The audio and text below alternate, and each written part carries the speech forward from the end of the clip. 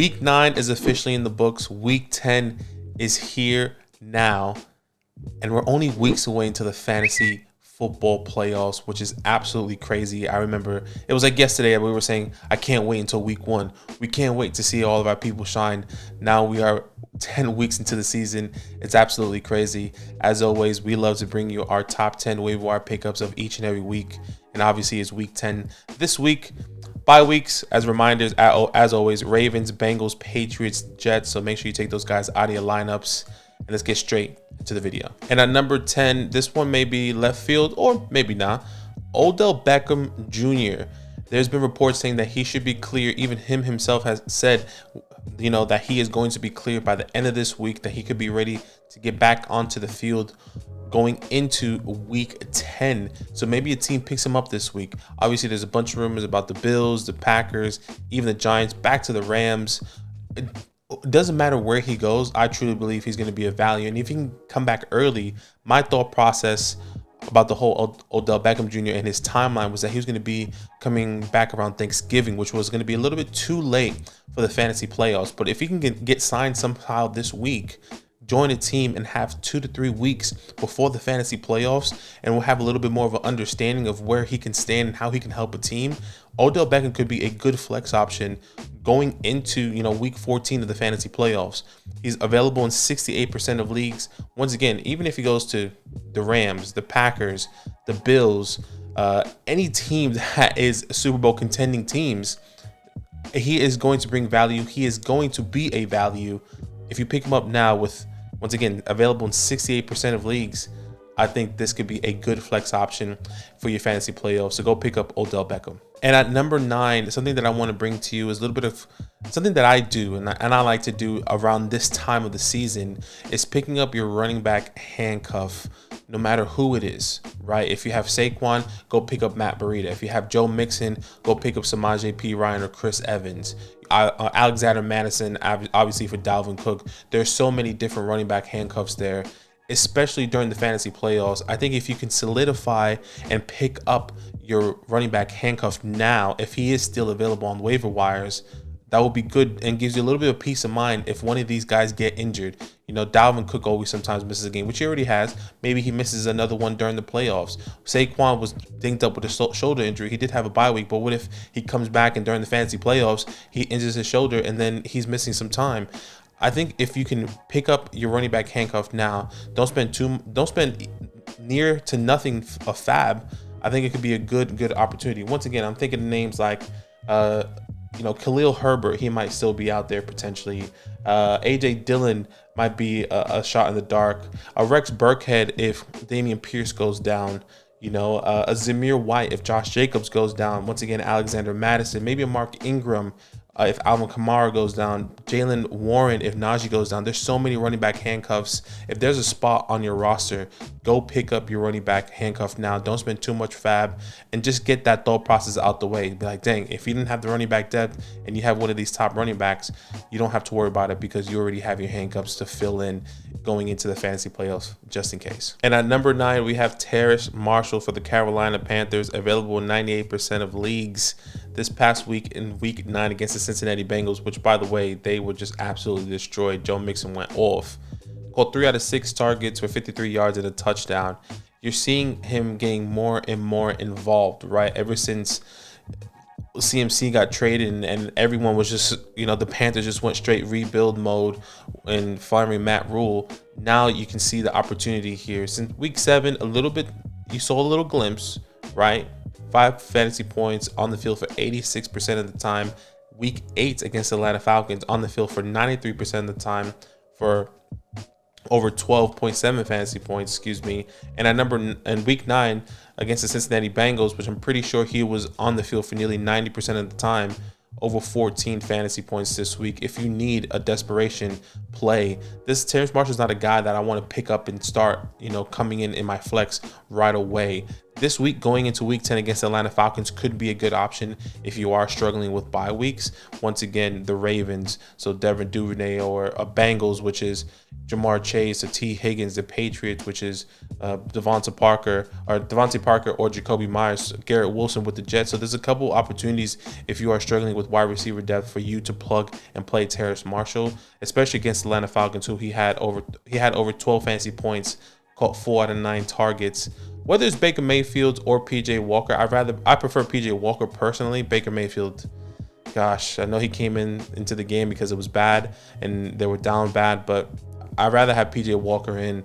So if PJ Walker is playing and Terrace Marshall is an option and you need a desperation play, he could be a good opportunity for you if you pick him up off the waiver wires. So go get him. And at number 7, we have Cole Kmet. I know it's not sexy, but you do have some bye weeks coming up. And if you are struggling at the tight end position, Cole Kmet could be the guy for you, available in 79% of leagues.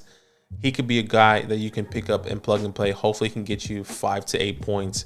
This past week, he did go off, caught 5 out of 6 targets, had 2 touchdowns, over 22 fantasy points. Unrealistic. But I think what's exciting about this is that we're seeing Justin Fields being unleashed. He's using his leg. He's passing the ball more. Chase Claypool is actually opening things for him. Everything is just happening for Justin Fields right now, which we love. He's going wild in a fantasy perspective, and we're seeing the progression. If he can get another wide receiver, maybe Cole Kmet could get more involved. Maybe this is more of a dynasty perspective. But once again, if you do need a plug-and-play guy, Cole Kmet could be the guy. You know, Mark Andrews is going to be on bye. Hayden Hurst is on bye. Hunter Henry and Tyler Conklin. If you did a late-round strategy, or you got one of these high-end tight ends like a Mark Andrews and you need a guy to plug and play, Cole Kmet could be the play. They're playing the Detroit Lions, who do give up a lot of points to the tight end position. So if you can pick him up and plug and play him, this could be a good start for you going into week 10. And at number 6, we have Chuba Hubbard for the Carolina Panthers, running back, available in 54% of leagues. I know it's not sexy. It doesn't feel exciting. But if you need a running back depth, if you need a piece, just maybe because your running backs are on bye, he's still available once again in 54% of leagues. In week 7, you saw that after the CMC trade, et cetera, he came in, him and D'Onta Foreman started splitting opportunities. Ran the ball 9 times and scored a touchdown for over 15 fantasy points. And I think that was a trajectory. That's where he was going. He was going to get a lot more touches. He was going to get a lot more passes in the air. And once again, PJ Walker is going to be the guy for me in my thought process in this scenario. Baker Mayfield is not the guy. And I know he came in during the Bengals game. But if they can come back against the Atlanta Falcons in week 10, which is a Thursday night game, which we all saw how that game went last time, I think this could be something special for Chuba Hubbard. Even D'Onta Foreman, if he's available out there, I would definitely go pick him up. But if you need a desperation play, if you need a guy for depth piece, whatever the case may be, and you're struggling with bye weeks, I will go pick up Chuba Hubbard, once again available in 54% of leagues. At number 5, we have Marcus Mariota for the Atlanta Falcons. This is obviously catered more to a super flex league, not a one quarterback league. So if you're in super flex leagues and you need a plug and play guy struggling with bye weeks, you have Lamar Jackson, Joe Burrow, Mac Jones, Zach Wilson, all on bye week this week. Marcus Mariota could be a good plug and play, available in 59% of leagues. He is playing the Carolina Panthers, who he did play just 2 weeks ago in week 8. He had over 30 fantasy points, 2 touchdowns, and 43 yards on the ground. Marcus Mariota is a bit frustrating because you want to see Desmond Ridder come onto the field and see how this offense could look with Desmond. Maybe it's better in a fantasy perspective for Drake London and Kyle Pitts. But that's not the case. He's doing just enough not to get benched. He's doing just enough, to do that last when they're down. He's like, dang, Marcus Mariota is driving them down the field. Too bad it's not enough time. It's just enough for him not to get benched, which is frustrating. But if you do need a plug and play quarterback in a super flex league, Marcus Mariota could be a good guy. Once again, available in 59% of leagues. And it is a short week. It is Thursday night game. So take that into consideration. Pick up Marcus Mariota if you need him. And at number 4, I do have another quarterback, but I just want to say disclaimer. This is Deshaun Watson. I know a lot of people are, you're iffy, and we just want to say we understand that we don't disagree with everything he's done, but this is fantasy football. We want to put that aside and just give you advice, because there are some people out there that want to know and understand more about Deshaun Watson and what we would do if we were in this position. So just want to put that out there. So Deshaun Watson is my fourth waiver wire pickup of this week. He's available in 64% of leagues. And obviously the talk of the town is that he is coming back in week 13, right? He is eligible to practice with the team in week 11, which is not next week, but the week after. Or excuse me, technically we're in week 10, but next week, right? So that means he's going to have opportunity to practice with the team and kind of understand the offense and where they're at and see what the game plan is going into the next couple of weeks. He won't be on the field or on the sideline, but he is eligible to practice with them. And then obviously the talk of the town is the Houston Texans in week 13 playing against his former team at Houston, which is crazy. So I think if you need a plug and play quarterback, and obviously this is more specific for Superflex, once again, if you do have one quarterback league and maybe he's there and you're struggling and you've been streaming quarterbacks, maybe Deshaun Watson is a good option for you to pick up and stash right now. He comes back in week 13, right before the fantasy playoffs.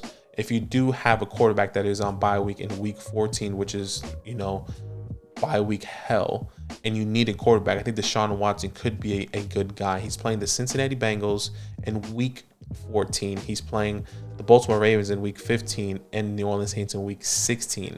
Fairly decent, opponents going into the fantasy playoffs. The one team that doesn't give a lot of fantasy points to the quarterback position would be the Cincinnati Bengals in week 14. So if you do need a quarterback, once again, Deshaun Watson could be the guy. It might be tough to start him, but we see how Jacoby Brissett is performing. He's making Amari Cooper fantasy relevant. Surely Deshaun Watson can do that. There's no doubt in my mind, in Zach's mind, I think in the fantasy community's mind, that he can make Deshaun Watson, David Njoku, Donovan Peoples-Jones, David Bell, and then obviously Nick Chubb and Kareem Hunt behind him. He's going to make these guys better. He's going to make this team better. Obviously, he's been out of the game for a little bit. Maybe he has to knock off that rust, but you expect that to be knocked off in week 11 when he's able to come back with the team during practice. So pick up Deshaun Watson if you need a quarterback. And at number 3, we have Wan'Dale Robinson, available in 55% of leagues. And I think Zach and myself has been bringing him for the past couple of weeks, but he's still available in 55% of sleeper leagues, which is incredible. He's came back in week 6. He had over 12 fantasy points, scored a touchdown. Week 7, over 11 fantasy points. In week 8 versus Seattle, he had a little bit of downfall in week 5, but now he's on a bye week in week 9. He's coming back in week 10 against Houston, Detroit in week 11, and then obviously you have tougher matchup against Dallas and Philly throughout the season. But Wan'Dale Robinson does have a playoff friendly schedule.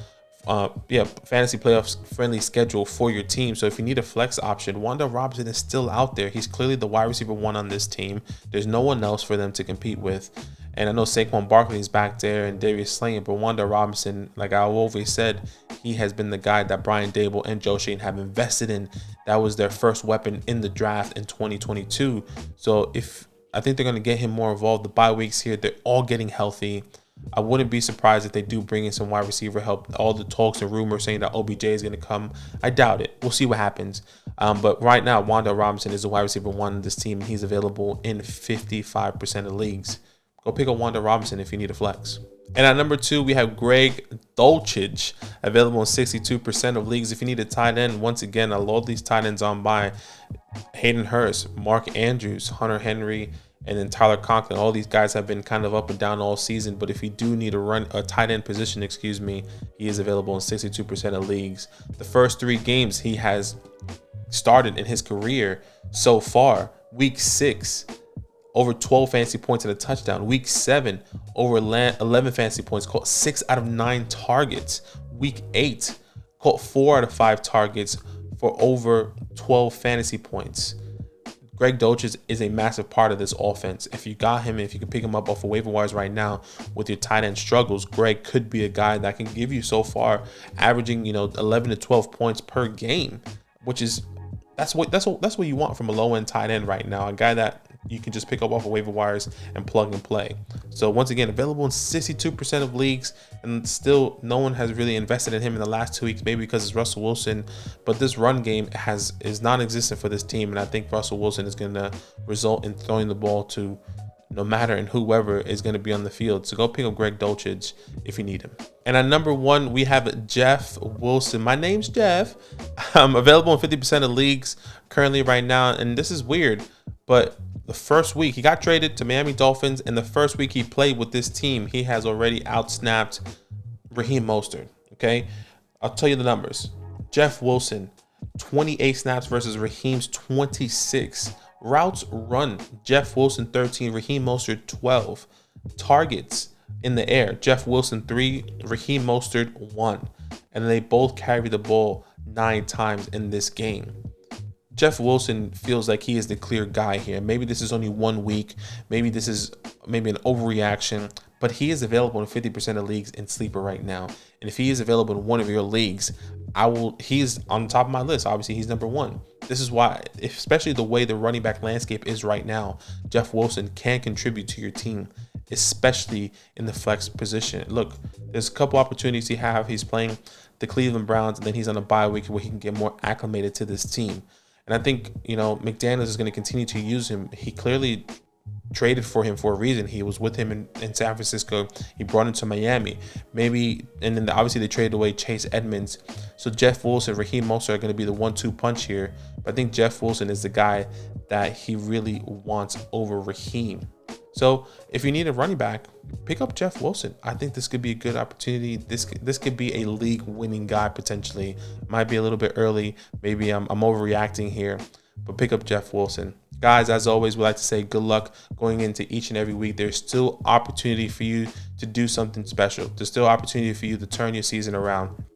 I know I've been saying that all year, and I hope there is still opportunity. Please comment down below any waiver wire questions you have, trades, whatever the case may be. Comment down below and we will get to them.